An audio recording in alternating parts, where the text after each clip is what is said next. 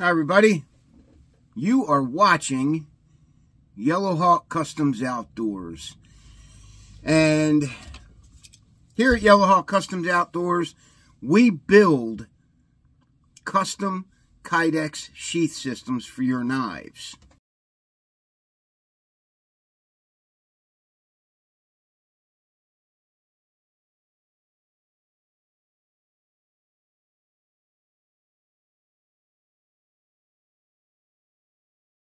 Okay, I want to show just some recent client offerings. Okay.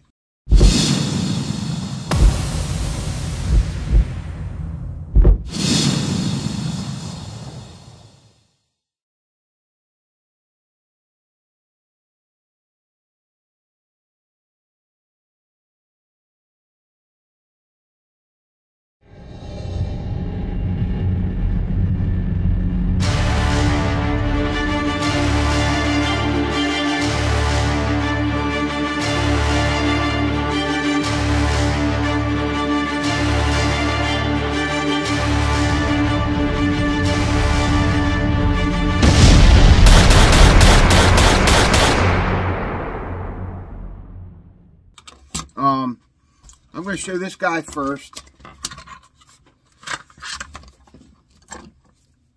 This is for an Ontario machete, right?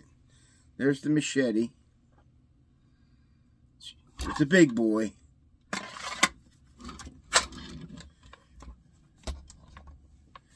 And we also have a beach and tactical sling that goes with it. So let me adjust the camera real quick so I get a better, you guys can get a better view. Okay. All right. So there's that.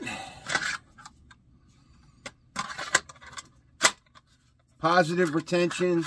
I mean, it doesn't get much better than this retention. Okay. Here's the back. He wanted something simple, but that he could also use as a dangler, right? So I took and put one of our voodoo plates on the back, doubled up screws, right? This is a big knife. And then he can attach his sling to it and carry it, you know, Baldric style. He can also take this part of the sling off and clip it up here, and he can carry it vertically as well. Okay? Now, everything you see me build comes from the client's head. This is what the client wants, so that's what I build. That doesn't mean that I don't make recommendations, because I do. I've been doing this a long time, and I pretty much know what works in the field and what really doesn't, okay? Big, huge monstrosity sheaths with all kinds of stuff on them, and, you know, complicated gadgets, and it just doesn't... Those kind of rigs, even though they might work, are heavy to carry. Just heavy. 3 or 4 options on a sheath is enough. A sharpener, a ferro rod, and a compass. Maybe a live fire on the back or something like that, right? You don't need, you know, giant... Here, let me show you. This is a Lansky tactical sharpener. I see guys put these on sheaths all the time, right? Guys, they're just too heavy. Too heavy, too bulky. Just not something you're going to want to carry. So, here's what we do. We take the insert, okay? Hold on. Show you what we got here. Okay, there's the rod, okay? We take just the rod, put a handle on it, and that's all you need, okay? You don't need this big, giant monstrosity piece of gear, right? Just don't need it, right? Yeah, it's got this carbide reprofiler down here, but I don't use these in the field. This is going to reprofile your edge. The only reason I would use this is in an emergency situation where I had a big chip in my blade and I had to take off a bunch of metal to get that chip out. Okay? But even in that case, I would probably just leave the chip until I got home. You get what I'm saying? Why take off gobs of metal when you don't have to? Right? Your edge will work with a chip in it. It will. I've done it. Okay? So those are the kind of approaches we take here. So if you want to put a sharpener on it, just the rod is the way to go. Or we also have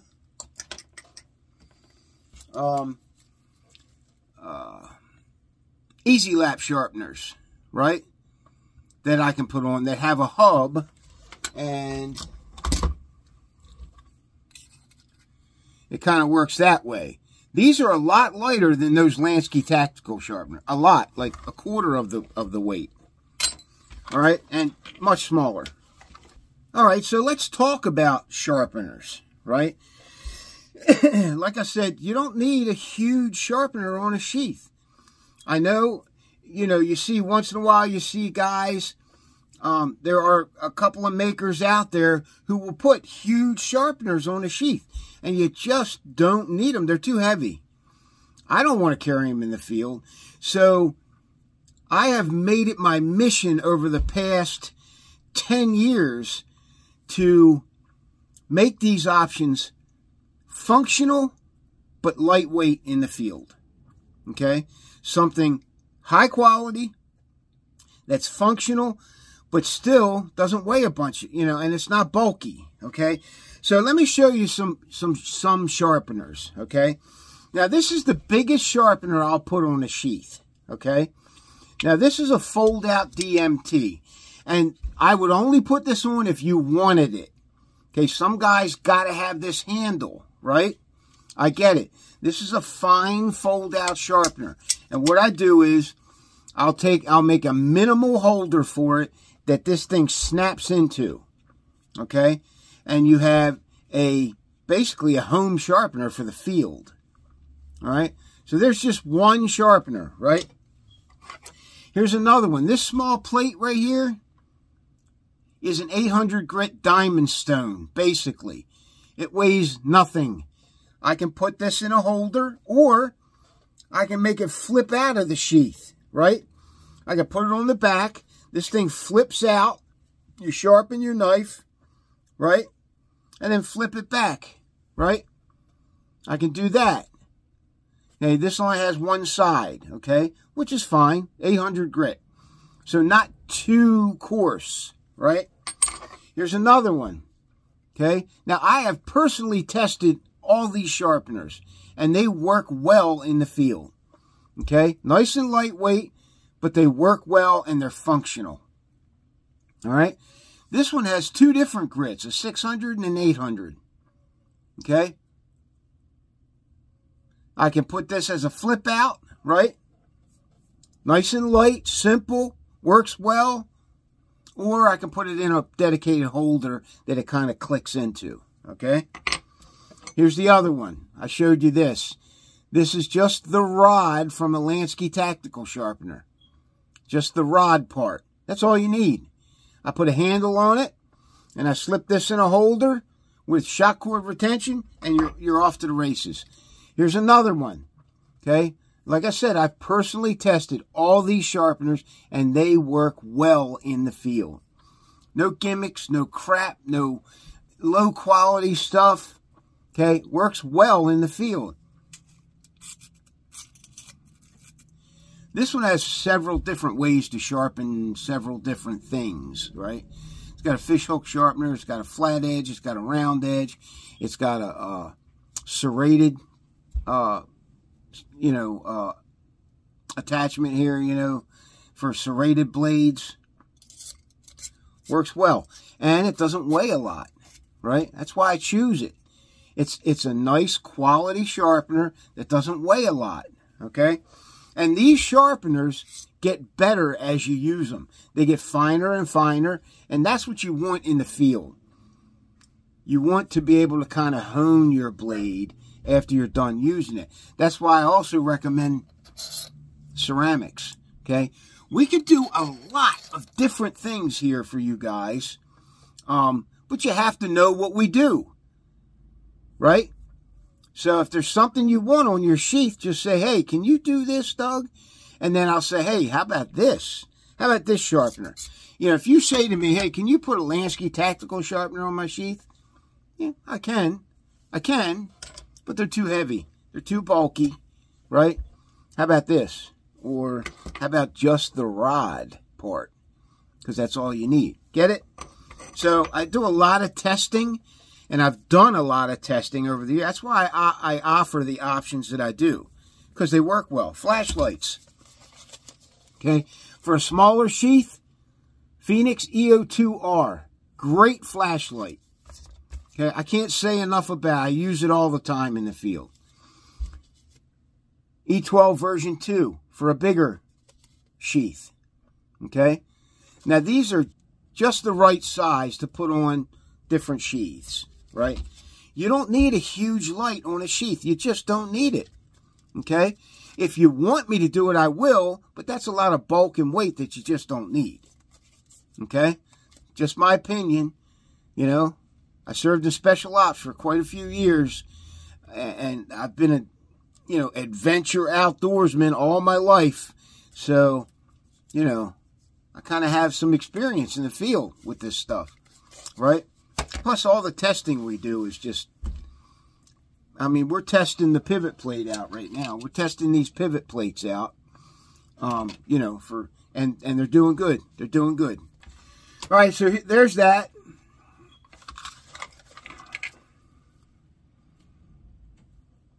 Now, he has options with this still. He can put a clip on here. I can put a mount plate so he can put a molly lock on here if he wants. If he puts a tech lock on this, just the way it is, right, on these eyelets, he can use Pals webbing with a tech lock. They work with Pals webbing, all right? So there's that.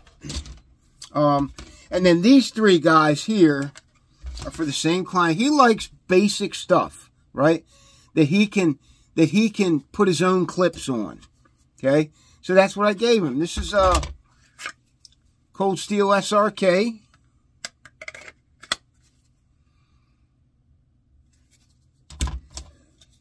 Another Cold Steel Kobun. Japanese style, you know. And then a Pendleton Hunter, right? Pendleton Hunter. This is a nice little knife. I like this. Well built. Okay. Now, when you have these rubber craton handles like this, there isn't a real pronounced, you know, click. Okay. They're more of a silent type, which is good for some guys. They want a silent insertion. Or a silent draw, right? That you can't hear. So, I get it. I get it. So, we try to fulfill the needs of the client. Just tell me what you want. Okay? Here's another sheath system for a guy. He wanted a pocket carry. Okay? Now, the client tells me what he wants. He wanted different options to put this ulti-clip on in different ways. So I built a mount plate so he could put the ulti-clip here, right?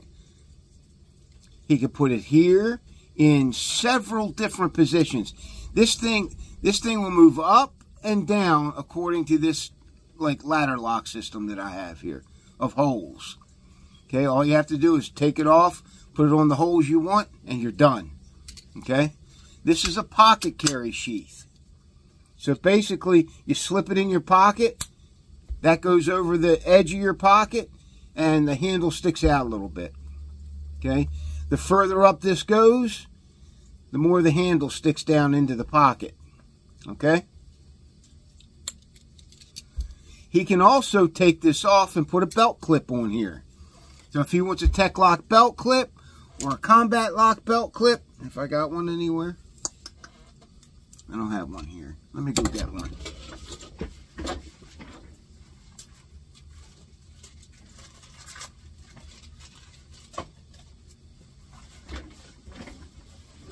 Okay, so this is a Combat Lock belt clip. I like these because of these two detent buttons right here. Okay, two detent buttons. Opens up just like a Tech Lock, just as durable, right? Got a patent number on it. And these things work well in the field. I like them because they're easier to use because of these buttons. You have to press both of them in order to open that gate. If you only press one, it's not going to open. Okay, it's like a redundant locking system. I think that's pretty smart. Okay, what else we got here? Where is it? There it is. Okay. All right, this is Milmac, right? Milmac. I forget what it's. The Northman. I think it's, yeah, the Northman. Milmac Northman. Same kind of setup. He's got, you know, hardware here that he can screw into if he wants to put the clip over here, right? Or he's got this ladder lock. So he can do the same here. Move it up and down on these holes, right? Or he can take it off and put on a Combat Lock belt clip or a Tech Lock or a small Tech Lock, all right? Here's another one. Okay, this one's mine. This is set up for pocket carry, okay? And I have it set up so that some of the handle sticks out of the pocket. Quite a bit of it, actually, okay? But if you look, see what happens here, right? Let me see if I can lift my belly up. That's how it works. Okay, I put it in this pocket, put my shirt over it, no imprint, nothing, right? So, perfectly concealed. Okay, I'm not advocating that. Concealed carry knives are illegal in most states. Okay? I'm going to tell you that right now. So check the laws of your state. I also have a side pocket here that this can go into. See that? A little bit of the handle. Now, if I move this up, right, more of the handle will go in the pocket. This is my design. It's called the Psyops. I actually have one of these left. It's this one. The scales are G10 scales. Okay. This is the last one of the first lot that Josh and I produced. All right. So it's my design. He builds them. Right. Nice little EDC knife. Right. Sexy. It's got sexy. All right. So there you go. All right, guys, that's it. This has been a client offerings video from Doug Wilson at Yellowhawk Customs Outdoors, Yellowhawk Custom Kydex. Thanks for watching, and please like, share, subscribe, right? I've been stuck at like 4,600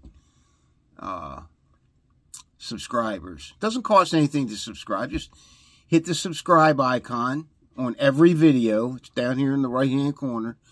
I appreciate it. Thanks for everything you guys do for Yellowhawk. I appreciate it. If you have any questions, text me, 443-315-6033. Okay? That's what I'm here for. See ya.